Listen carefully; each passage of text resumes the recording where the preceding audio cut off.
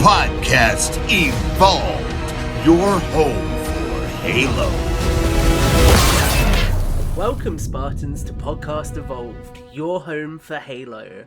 I'm your host, Tom, and with me today is Krysta. Snape kills Dumbledore. Ah, I knew it. And Matt. Dumbledore wasn't that great. Oh my god. That's what, Fantastic Beasts is going on about. Unfortunately, guys, this week we are here to launch our latest Evolved series, not a Harry Potter series, which will be known as Infinite Impressions. And our first episode is Initial Impressions with Krysta, Matt, and myself. We would also like to take a moment to thank all of our patrons for their continued support. So thank you for keeping the lights on, guys. Thank you. Yay! Thank you so much to everyone who supports us. Our patrons receive a variety of exclusive rewards, such as early episodes, unique swag, and access to our own soundtrack album featuring 18 songs. Head over to patreon.com/Halo Podcast Evolved to learn more. And finally, we encourage our listeners to support Audible, where they can enjoy the growing collection of Halo novels all in one place, along with thousands of other novels, guided wellness programs, and more. Use the URL audibletrial.com/podcast evolved to learn more and start your free trial today. And with that, we are out of all the social bits and we are going to jump into our initial impressions on Infinite. So we are going to talk up to the end of the 4th mission, which is the tower. And we're going to talk a little bit about the open world and some of the things that we've been discovering within that open world. So Matt, I'm going to throw it to you first. Have you been having fun with Halo Infinite's campaign? Yes, absolutely. I don't think I have ever had this much fun with a campaign. I think there's just something about the open world, all the little gadgets and gizmos that they give you that just make the whole experience just unbelievably brilliant. And I can't say enough how much I love it. Awesome, that's good to hear. Krysta, what about you? Have you been having fun? It's... of course, yes. It's almost like it's the game I never knew I wanted. Yeah. But I wanted it so bad. The open world almost feels kind of like a Skyrim kind of vibe, where you just kind of want to wander around, and then the ambiance music starts going up with the Oz, and it's like, oh shit, it's so good. I'm having more fun just wandering around than anything else. Yeah, I think that's fair. I think it's definitely something that's never been present in a Halo game beforehand to this sort of extent. So it's really cool having this wide open Halo ring that you can really go and explore. I think we should dive more into our thoughts in a second. But before we do that, I think for context for the listeners, it would maybe be nice to just pretext this with where we're up to in the game. So Matt, do you want to go first and just let us know where you're up to so far? Yeah, so I have finished the main story campaign, and actually when I played, I kind of prefaced that over all the side stuff, so now I'm just going back and just grabbing and doing all the little fun, capture bases and eliminations that they have there for you. So I think I'm at 46% of the game done. So I'm still got a lot to go, but I'm kind of right there. Yeah, and then Krysta, what about you? Where are you up to? I finished the tower mission and I've just been wandering around. I'm at 17%.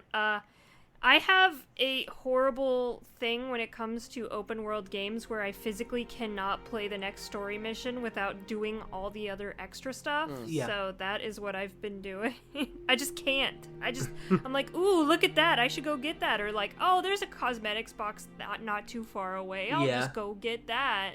And then I find an entire base and I'm like, well, I'm here already. I guess I have to destroy this entire base. So I think your playing style will be more rewarding for you when you get to the end, because you'll feel as though, you know what I mean, like I rushed to the end because I didn't want to be spoiled and I wanted to know what was going on, But, going back, I'm not going to say it's not as, crazy fun, but like building up to it, I think it'll reward you more in the end.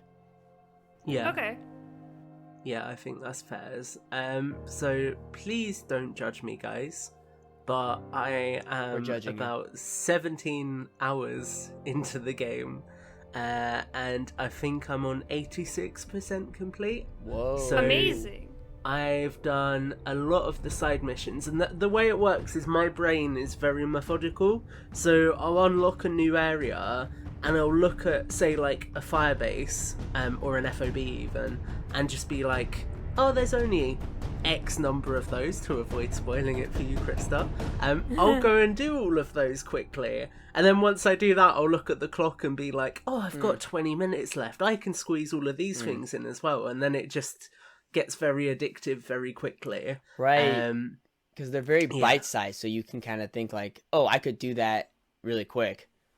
Yeah. And I think it's interesting, and obviously we'll talk about exploration a little bit more later on in the episode, but I think the way they've done open world in this game is very different to any other game.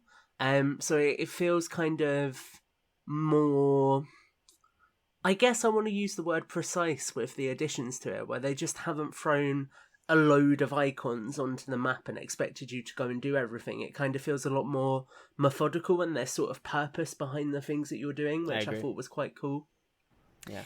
I also feel like, when it comes to some game companies and their open world is more like, this is the biggest open world ever. Look at how huge it is. But 343 is like, we're going to give you, it's not going to be the biggest open world ever, but it's going to be filled with stuff for you to do. It's going to be a condensed open world, but it's going to be much more satisfying. And then there's a lot less like dead periods. Like, you go through some open world games and you might not see something interesting for like 10-15 minutes as you're wandering around, where I feel like in this, every time I turn around I see I'm like, ooh, look at that. Ooh, look at that.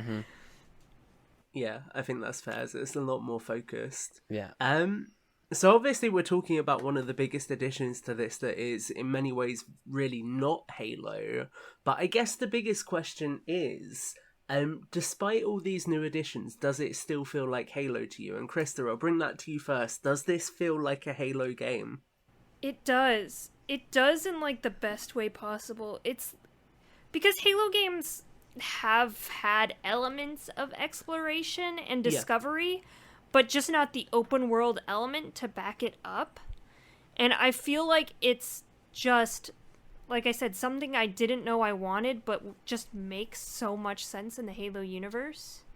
Yeah. Like, it makes it like discovering stuff on your own instead of like, going through the story or going through like a corridor, the kind of the corridor crawler that Halo used to be. It just it makes so much more sense to just the narrative of Halo, because it's a narrative about mystery and discovery, and when you have an open world that you can kind of just wander around in, it really highlights that kind of aspect of the game. Yeah, I think that's really fair. Matt, do you agree with that? Do you feel like it feels a lot like Halo still? Actually, I would say that it feels like a combination of Halos, where I feel like if you feel like Halo Wars and like all the other Halos like rammed together, the aspect of like being able to see beyond the map and to use a map and then to kind of like say, oh, I'm going to do this, I'm going to attack this, and then I'm going to go and attack this, but your boots on the ground, it kind of feels like Halo Wars and all the other Halos just kind of melded together in like the most perfect way possible. So I think this is Halo the way it should always have been. And I think it is like, it's the perfect combination of what Halo has worked to, and it's what I want to see from Halo going forward, this amazing kind of snapshot of a battlefield. Yeah, I think that's really fair. I think it's interesting because the game, and we'll talk about parallels in a second and I'll get your thoughts on it, but I feel like this really does, going back to kind of what you've both been echoing, it feels like what Halo always should have been. And I think what Halo really does well is it takes this sort of science fiction world and immerses you in it with really kind of sort of core themes that still feel relevant to modern audiences. So it's not like some futuristic dystopian story, it's very much things that are relevant to you in a futuristic universe. And I think this game kind of, from a narrative standpoint, it does what Halo's always done really well, which is keep those themes very grounded, very relevant, and very engaging. But then from a wider standpoint, I think having that open world kind of takes away all the boundaries you felt there in the past. So it's something that we'll come on to, because I think Halo has very much, kind of like you were saying earlier, Krysta, always been more of a corridor shooter. And now it feels like it's taking that step towards actually letting you be a part of that world and really explore it and see it, which sort of feels like what they've really wanted this game to be since 2001. And it feels like they've really sort of finally, I suppose in many ways, made good on that original E3 demo, because this feels like the closest thing to what I think the original vision for this franchise was. So around that, I guess, Matt, I'll keep this with you for now. How do you feel it's different or alike to previous games that we've had? Is there anything that's drastically different? Obviously, the open world is one thing, but equally, is there anything that you think's really similar? So anything that's similar? I still feel like the enemies are the enemies. Yeah. I still feel like when I shoot a brute in the head, the way his helmet caps off just like perfectly emulates Halo 3. So I feel like on a vibe feel, I don't feel like the enemies have changed, and I appreciate that. I want them to still feel like the enemies I know. Like a brute moves like a brute, a grunt moves like a grunt. And so it's nice to have that. The patterns that how we've fought these guys for ages. It's nice that the tactics of how we fight and how we change with each enemy is exactly the same. I think it's actually more enhanced, especially now because we have all the increased movements and we have the grapple shot, and I think that kind of allows it to all kind of stay the same, but in like a newer, more vibrant way, whereas it feels more alive. Yeah. And Krysta, what would you say? Is there anything that's drastically different from previous games, or is there anything it pulls from past games that you think really suits being in Infinite? Kind of pulling from what Matt said about the combat, I feel like there are so many changes to this game, with the open world and stuff like that. It's really nice that the combat still feels like all of the other previous Halo games. There's so many differences between the Halo games, but the combat has stayed just so super familiar and relevant that, you still feel like Halo. It still feels like home. Yeah. You can still go into an encounter like you would have in like Halo 3 or, Halo 5 or whatever. But the surrounding set pieces around it are very different, but at the same time it still feels like Halo. Mm-hmm. I think some of the missions, obviously I'm not very far in the game, but some of the opening missions were very Halo. I thought the very first mission and the second mission were just very Halo, where it was like the corridor, you're trying to get to something, there's some cutscenes along the way. It's felt very nice to have that kind of lead up to the open world, to just kind of get you secure, get you familiar, these are kind of some of the changes, and then it just spits you out into the open world, and but it's very guided. It just doesn't put you in the open world, you kind of are guided to the next kind of set of objectives, and I think it really explains how everything works really well. So I kind of like that kind of lead in that this game has had. Yeah. I think it's interesting you say that, because the open world, although it is an open world, it almost retains some linearity to it. And I think that keeps that kind of traditional feel that you're talking about as well. There were two things that I was going to mention on this front, and they're kind of both things, sort of one more from the original trilogy and then one from the more modern 343 games that I think it does really well. So from the 343 games, I like that obviously in this story we're still seeing a lot more of Chief actually talking and communicating what's going on, and obviously that's present in the first couple of missions. You see a lot more of that, those sort of exchanges with the weapon throughout, which I think is really cool because it gives you And a there's lot more emotion. There's like a lot more emotion. Like, I thought Halo 4 was emotional, but just in these 4 couple cutscenes, there's just so much. And Master Chief's so quiet and stuff like that, but you can still feel like all this emotion emanating off of what he's seeing, what he's feeling, you know, what he's encountering, and I appreciate that. Sorry, back to you. No, I agree with that fully, and I think that actually it's really interesting because beforehand I can remember I think it was 343 or one of the reviewers, I think it might be in the IGM review, saying that Chief feels like he's been worn down by all of the events that he's gone through, and I feel like this game really sort of shows you that and lets you actually see how things are weighing on Chief in a way that perhaps we haven't explored in the past, but it makes it a lot easier to connect with his character, and this kind of sense of actually being a hero isn't as easy as it's always painted out to be, and there are struggles that people like Chief are going to face as well. So yeah, I think on that front the emotions are really, really well handled, especially like we say in sort of mission 2 when you first meet the weapon as well. And then the other thing I was going to mention is the prevalence of Marine combat again. It feels so good having Marines back and actually having like that banter with them, and being able to sort of like choose how you're going into situations with them as well. Again, I don't want to talk too much about latter game, because obviously at this point early on you're sort of still just getting your hands around where UNSC forces are on Zeta, what's going on, but it's just cool seeing them being something that plays a role in the game again, because obviously in Halo 5 the only Marines we got were either in cutscenes or dead bodies, so it's nice actually having living Marines again. I also would add that I think Echo 216 adds a lot of emotion within just his viewpoint on what he's looking at. I think just in those first couple of missions you really kind of get a swell of emotions from each character. I think the weapon brings like a happy, perky kind of vibe to it.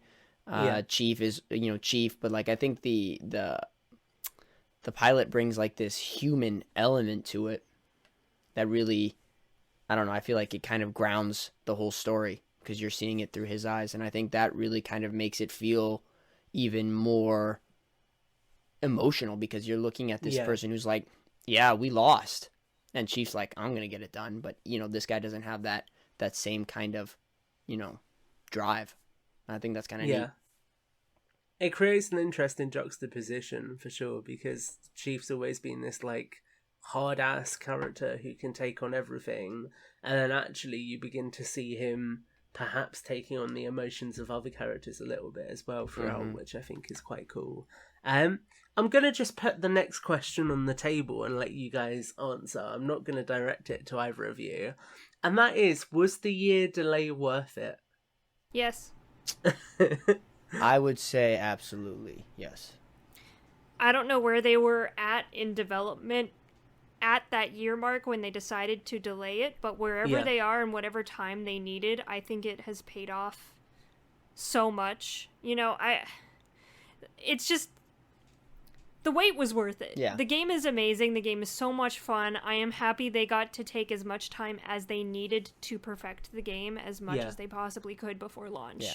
Because if the game was broken or something was weird, Cyberpunk. I don't think we would be having as positive of conversations around this game. Right, exactly. So, the conversation isn't about what's like broken. It's about the game in itself, the story, the mechanics. It has nothing to do with like, oh, the graphics look bad, blah blah blah. Like the graphics look beautiful. Absolutely beautiful. Like Krysta was talking about earlier that you just want to walk around. You do. It's like going on a hike. You just like sightseeing and you're like, that rock looks amazing. There is, honestly, genuinely, I got a couple of screenshots that I won't share with you guys now because they're from a little bit later on in the game.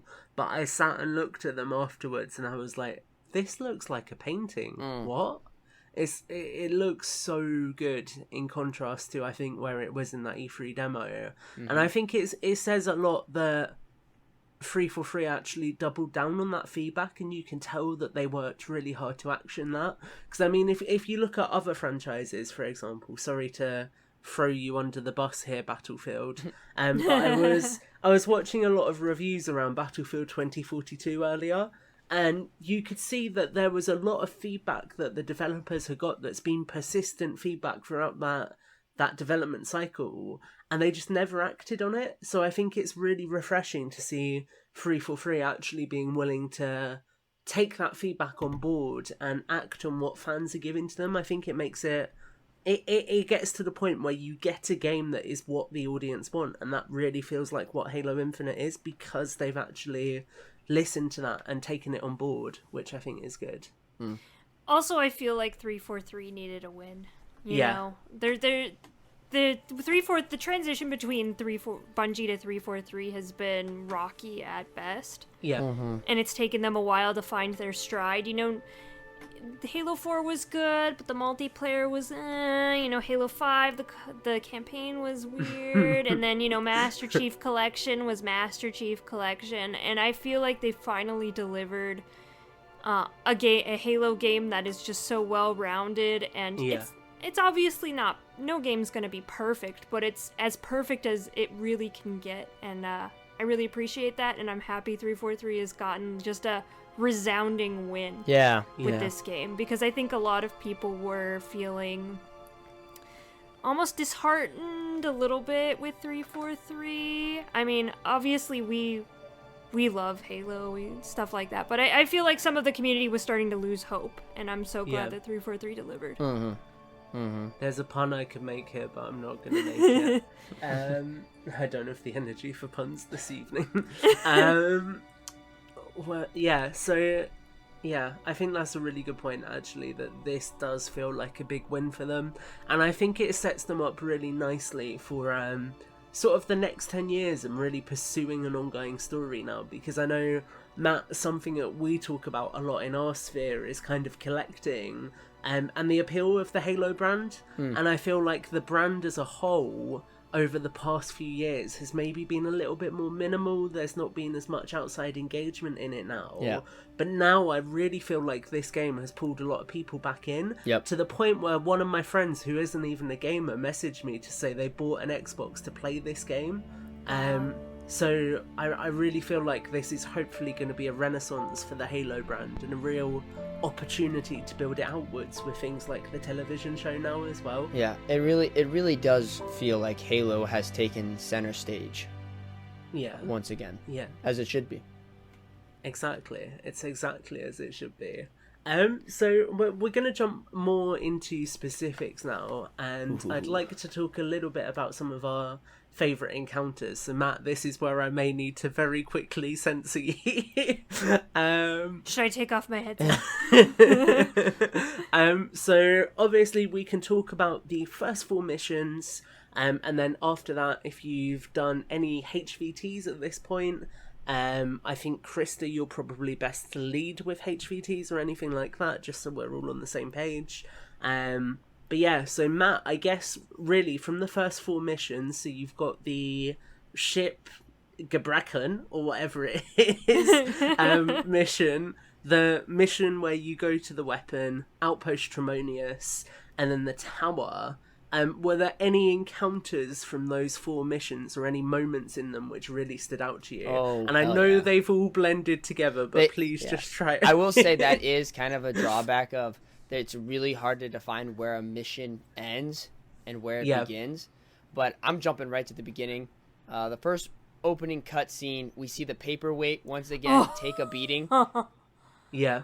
Oh my god, that was, what a way to open the game. Well, Infinity is Infinity, but man, I did not expect to see Chief square off against Atriox in the first 30 seconds of the game. I I'm like, Yeah. I was like, what the I'm like, fuck? they fudging went there. And just to see Chief get his ass beat so bad. Just swung Just like around. he's just getting swung like a rag doll, and then Aatrox grabs him by the throat. Oh, it's just like I'm like, what are you doing? I'm like, no, and I was so engaged in those moments. And so I think that momentum of that carried through, because I really love.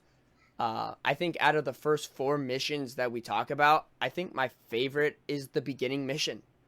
I think it feels so excellently Halo. Again, I think all good Halos begin in space.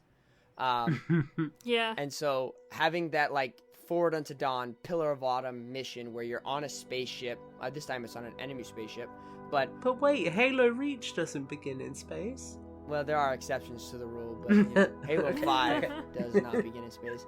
But I think having like just that kind of thing where you as the player are like, okay, I just got chucked out into space by Aatrox, and you want revenge, and I just can't, you know, like, and then having all the other, you know, and what happens with Aatrox, and just like you're trying to piece it all together. And for me, that opening cutscene carried me on such a high that I was just amped. So lots of other amazing little things along the way, but like nothing stands out to me as much as Aatrox and Chief going at it. And I think like that part where Chief's like grabbing the chip as like he's like, that's like all he can think about is like, oh, I gotta get it. And like Aatrox is just coming at him, and he just stops to pick up the chip. I'm like, So for me, that was, and it's funny though, because like I think you and I, Tom, were having a conversation with Colin, and it was before we even like played the campaign or anything like that, and we were on multiplayer, and we were talking about what happens if Chief ever encountered Aatrox. And, Colin's like, oh, Chief's done, and you and I were like, nah. And then like, Chief, you know, Colin's like, he's toast. And I'm like, Chief is well and truly toast. Yeah, and so then I'm like, just like seeing him beat, and I'm like, wow, you know, now, you know, congrats, Colin, you were right as usual. But, you know, so I thought that part just, it was amazing to me, and I think what a way to start out the game. Yeah, I think that's really cool, and that cutscene is something that I've rewatched about 5 times at this point. Yeah, it's on the Evolve channel, so well done. YouTube channel, if you guys just want to see the first kind of couple minutes again and again. Yeah. Krysta, what about you? What are some of the moments that have stood out most to you in the first few missions? Well, obviously the opening cutscene, but we kind of already did that. Definitely the mission where you're retrieving the weapon and you're starting to hear kind of Cortana talking and stuff like that, and the weapon actually explains it as just data that is just kind of dissipating. Yeah. And it makes so much sense to what was going on in like Halo 3 and what Master Chief was seeing there, and it just kind of brings it all together. It's something that was never really explained, but makes so much sense. It's just data kind of going away. Yeah. And they handled it way better than Halo 3. Yeah, oh my god, it's so much. But there was the Halsey cutscene, just that quick glimpse of Halsey giving Cortana. I was like, oh my god. I was dying. I'm like, I was sitting there crying. Oh my god. But I really liked that. I think it was important to establish Chief with an AI early on in the game, just because it is Halo. Chief's so quiet, he needs someone to be talking. And in Halo 5, that was Blue Team, and in Halo Infinite, he needed someone, right? I mean, Halo 3, he was surrounded by people, so he didn't need Cortana the whole time. But since Halo Infinite seems to be kind of a solo mission with Chief, he needed someone to obviously explain what was going on. He needs a buddy. He needs someone to talk, because he won't do it. I also think you, the player, need that, because, you know, you're being led into this amazing world. Need friends, Matt. No, but like, you need someone to guide you. This is what you do. This is how you take this. This is, you know what I mean? This is a target. Yeah. So I think it helps you and the player. It's a nice way of giving juxtaposition. No, that's not the right word. Exposition. Mm. Exposition is what I want. Yeah. Yeah, it just gives it a way to explain it more. Was there anything else, Krysta, or was that the main thing that really stood out to you? Oh my god, I love that elite boss in the tower. I hated him. Chuck Locke. It was just his mannerisms and the way, like, that cutscene with him when he was talking to Chief and he's like casually swinging. He like swings in front of him, and I don't know, it just felt so right for an elite to be acting like that and for his body language to be like that. I felt like it was the elites that are described in the books and in the extended universe. I felt like we finally got something that was akin to that on screen, and I really, really appreciated it. I was like, oh my god, I love it. I like the Sangheili, though, so. Yeah, and the Warlord in general is a really cool new design, I think. Yeah. It's kind of like a mix mash of a general and a zealot, and it just looks awesome. One thing I'm surprised neither of you have mentioned, actually, is Escharum. And I love how in that kind of first mission, and you get him as a hologram, and he's kind of he doesn't care about this threat at first. He's like, whatever, we'll deal with it.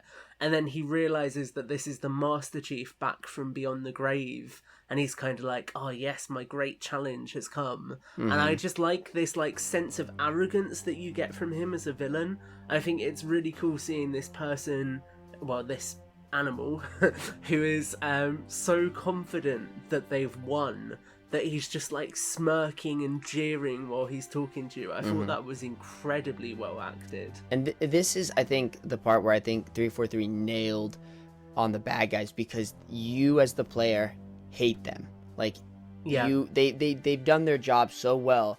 Like, you hate the villains and you want to kill them. Is this mission where Escharum goes through the names of Chief and then tells him what the Banished call him? Yes. Okay, I didn't want to spoil it or anything. Like, the Covenant called him Demon. Humanity's savior. I think they called the Banished call him Prey. Yeah, and I was right? like, oh yeah. See, like, yeah, I was like, oh man, he's dropping the gauntlet. Yeah, I'm like that. See, like, that to me sets like the whole kind of sets the mood where, like, okay, this is where you think you are in comparison, right? As a little side note for our listeners, I wish you could have seen my face then when Matt said, "Is this the mission when?" Yeah, I'm like, oh. my eyes were just wide, my jaw Tom's was hand open. slowly moves to the end call button. Yeah, I've because I haven't finished the campaign, I've threatened them with physical violence if they spoil anything. We are here under very duress, scared. to clarify. Anyone listening to this, we are not here by choice. No, but like, if you don't want to get spoiled, hang off the internet. There are so many things in this game that you, as the player, should experience within the game. You know, it's something 100%. That on a personal Halo level, you have to experience. So, like, my brother hasn't played it at all, and he will be playing it later, but I haven't told him anything because I want him to walk into it on his own, experience it on his own. I think that's how Halo Infinite should be played, because there are a lot of surprises and a lot of cool little things, Yeah, definitely. One thing I want to ask before we move on to our final topic, which will be exploration, is what did you both think of the Tremonius encounter? Oh, yeah, I almost forgot about that. I like it because they set him up in a previous cutscene with with Jaga, and I'm like, oh my god, I can't wait to fight that guy. Yeah. But they set him up with a couple others, and he's just the first one you happen to encounter. I thought it was good. I thought it was a good first boss to kind of teach you what a boss battle is going to be like.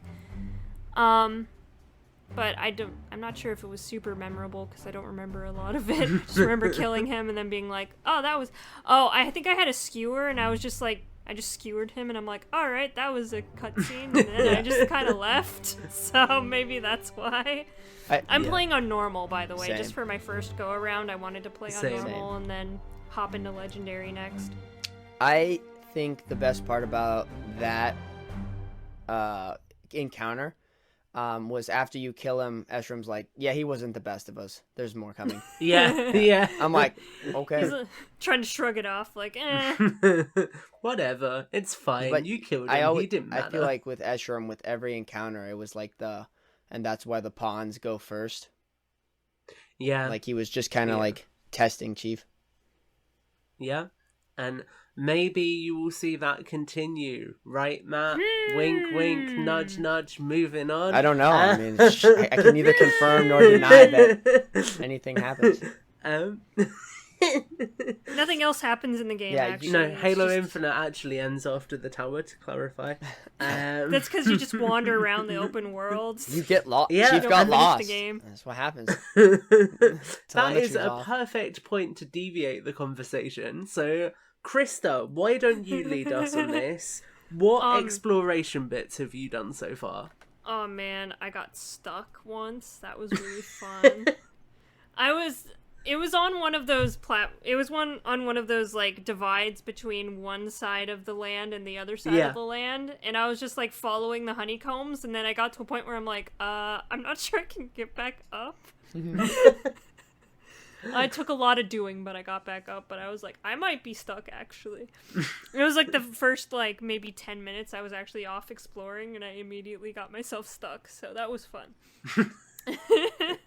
But, after the tower, I've just been going through, and every time I see, like, a Spartan core, I'll go get it. Yeah. I like how cosmetics are a thing that you can find in this game. I thought that was so cool that you can get multiplayer cosmetics by wandering around the open world.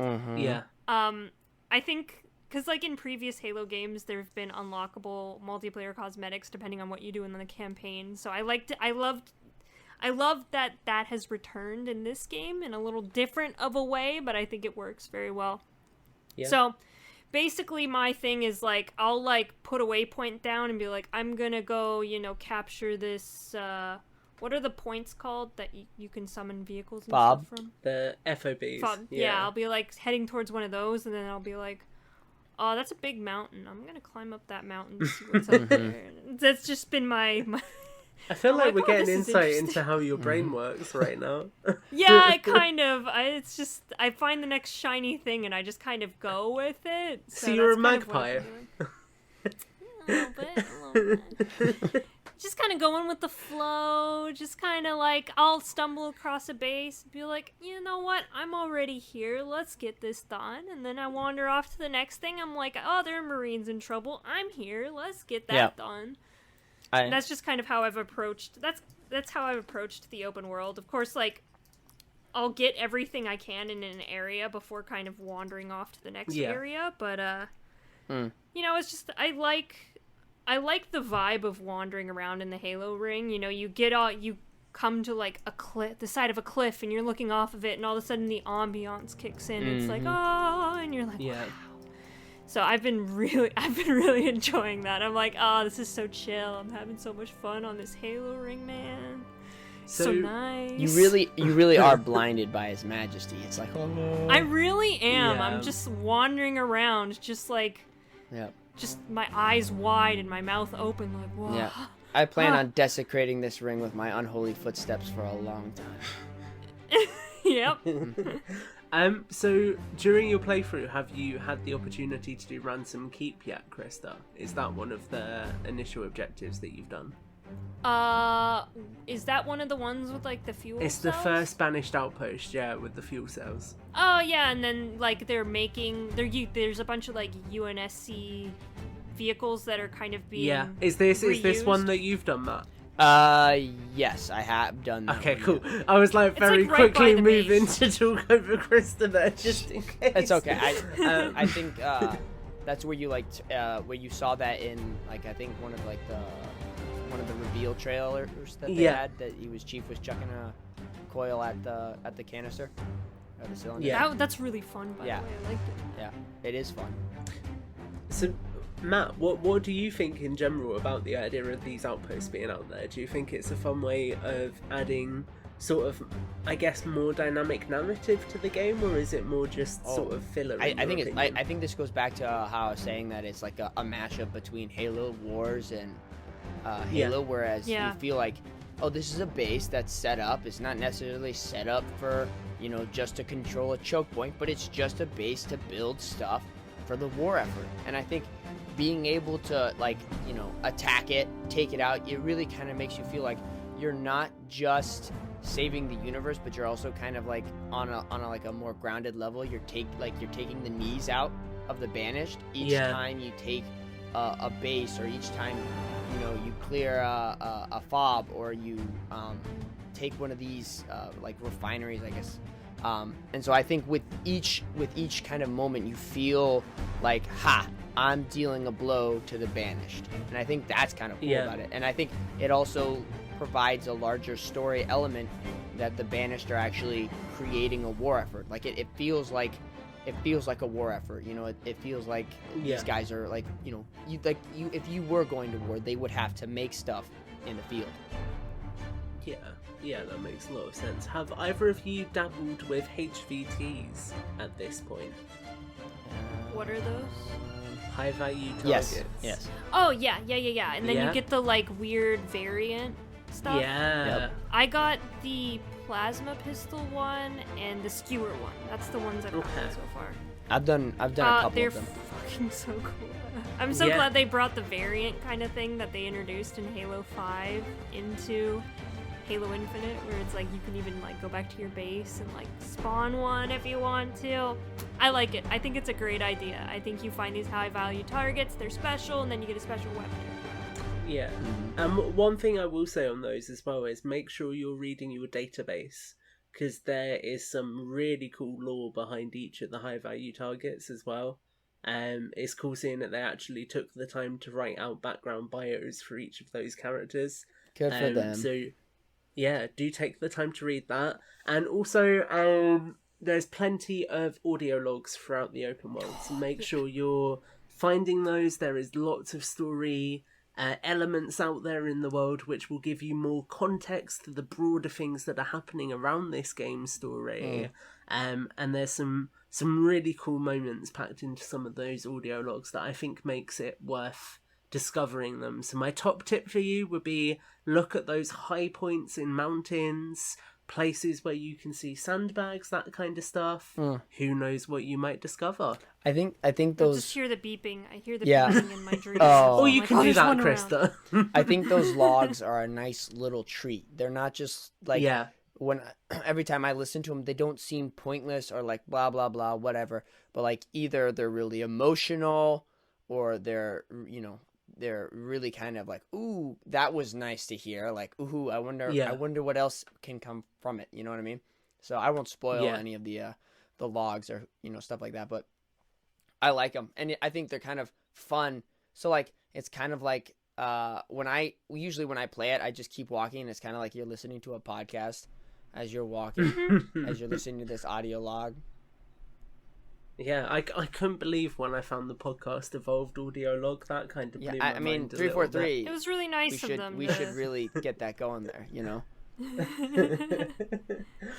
So was there anything else that either of you wanted to add around exploration before we bring this to a close? Grapple shot. I'm just so happy.